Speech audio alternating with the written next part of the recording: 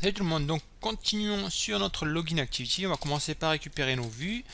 Donc on va récupérer l'edit text que j'avais appelé pseudo, le bouton, la progress bar déjà, que j'avais appelé loader, et le bouton btn login.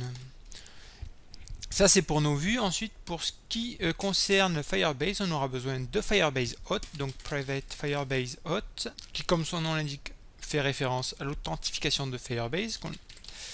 Donc pour la database, ce sera Firebase Database, que j'appelais mDatabase. Et on aura également besoin de la database référence mref. Alors ça correspond la référence à la référence simplement de notre base de données. Si je viens sur ma database, correspond en fait à ce chemin. Et si je veux par exemple créer une table user à cette base de données, il me suffira de faire un mref.child et là je récupérerai la table users, etc. Si je veux rajouter un utilisateur, push, machin, on verra ça plus tard. Mais voilà à quoi ça correspond, c'est la référence. Et déjà on va commencer avec ça, on va récupérer nos vues. Donc on va mettre initialisation des vues. Vu que j'ai que 3 vues, on va le faire ici. Donc on avait etpseudo, c'est égal à findView id de r.id pseudo. Pareil pour la loader. Essayer de faire ça assez vite. Et pareil pour le bouton, c'était btn. Voilà, on caste tout ça. Alt entrée, cast to edit text, load progress bar et bouton. Voilà. Et pour ce qui est de Firebase, on va faire pareil. Init de Firebase. On va récupérer donc mauth, ça correspondra à firebase.getInstance. mDatabase, vous l'aurez deviné, Firebase database.getInstance. Et mref, vous l'aurez deviné, et non, il y a un piège, c'est mdatabase.getReference. Et voilà, donc notre base de données récupérée. Donc ce qu'on veut faire, nous, on va faire une authentification de manière anonyme. Donc on rentrera juste un pseudo et on se connectera. De cette manière, on ne va pas utiliser forcément la manière de faire de Firebase, vu qu'il nous faudra vérifier que le pseudo n'existe pas. Donc on va voir comment faire ça.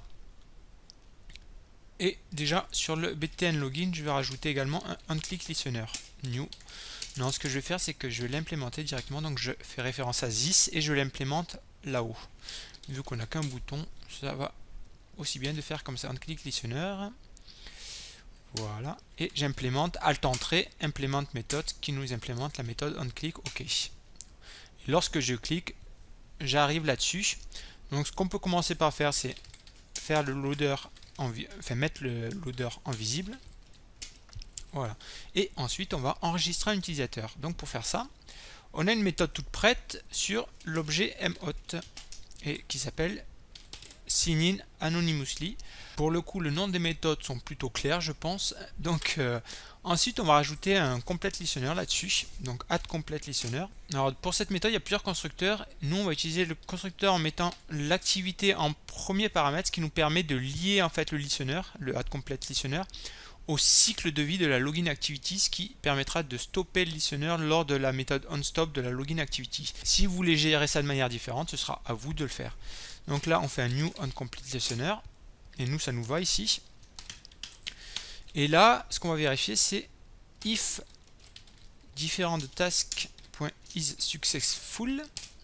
Dans ce cas-là, il y a eu un souci, donc je vais juste afficher un toast. Donc toast. Et je vais mettre connexion impossible. Veuillez réessayer.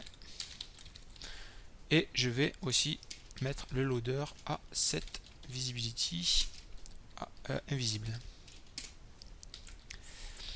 Et voilà ce qu'il nous suffit de faire. Donc je lance ça. Donc si je teste ce que je fais, je vais rentrer test, connexion. Ça me fait connexion impossible, veuillez réessayer. Alors c'est normal parce que j'ai pas activé l'authentification anonyme. Vous revenez sur Firebase Authentication, mode de connexion, et là il faut activer le mode de connexion que l'on souhaite. On peut en activer bien sûr plusieurs. Nous, on va choisir donc de faire ça de manière anonyme, mais bien sûr, vous pouvez par adresse email, mot de passe, plus Google, Facebook, etc., etc.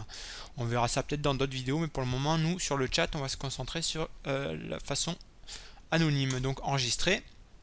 Et donc, je vais réessayer maintenant. Connexion.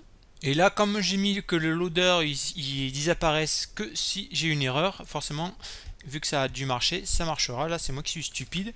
Ça, on va le mettre juste quand c'est fini. Et bien sûr, on va vérifier quand même que mon utilisateur se soit créé. Donc, si je reviens dans Authentication utilisateur, et là, vous voyez que j'ai un utilisateur qui s'est créé, donc avec un ID utilisateur. Et donc, vous voyez, ça marche correctement. Là, on n'a pas vérifié que le pseudo n'était pas déjà pris ni rien, donc on aura un peu plus de travail à faire. Alors là, c'est la manière très simple de faire, mais en faisant cette manière sans vérifier les pseudos ni rien, il faudrait également, le mieux c'est de vérifier le statut de l'utilisateur, savoir s'il est connecté ou pas. Et pour ça, je vais vous montrer comment le faire, mais on va pas le faire, on le verra peut-être plus dans la chat activity vu qu'on utilisera cette manière. Mais je vais quand même vous le montrer. Donc private hot state listener, on va faire qu'on va appeler listener ou hot state listener pour que ce soit clair. Et on va créer ça. Hot state listener est égal à new hot state listener. Si je fais comme ça, c'est pour pouvoir gérer le cycle d'activité moi-même. Et là, ça nous permettrait de savoir si l'utilisateur est connecté ou pas en faisant if firebase.hot.getCurrentUser est différent de nul. Ça veut dire que on s'est bien connecté et donc on pourrait rediriger par exemple vers le chat activity, vers la chat activity qu'on n'a pas créé encore. Et dans ces cas-là, il faudrait rajouter ce listener à l'objet mhot et pour ça on pourrait utiliser onPause et onResume. onPause, onResume. CTRL O pour afficher les méthodes qu'on peut réécrire. Donc là c'était onResume. Elle est où? Voilà. Donc en onResume on ferait un mhot.add hot-state listener et c'était hot-state listener. Et onPause on ferait un if hot-state listener est différent de nul. On l'enlève mhot, enlève-moi ça, donc remove hot-state listener, hot-state listener. Voilà.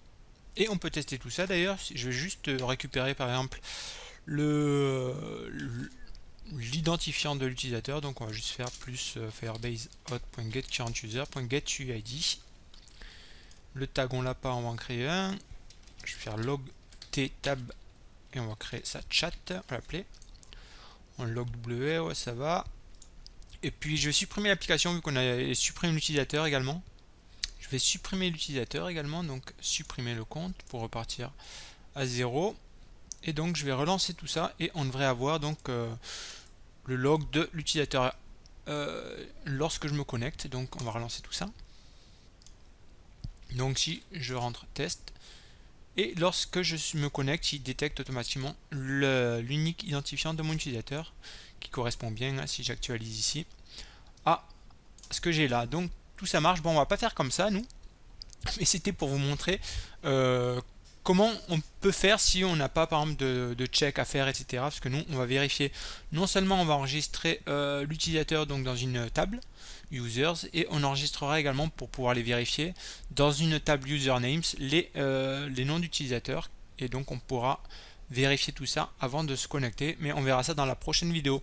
Moi je vous dis à plus, ciao.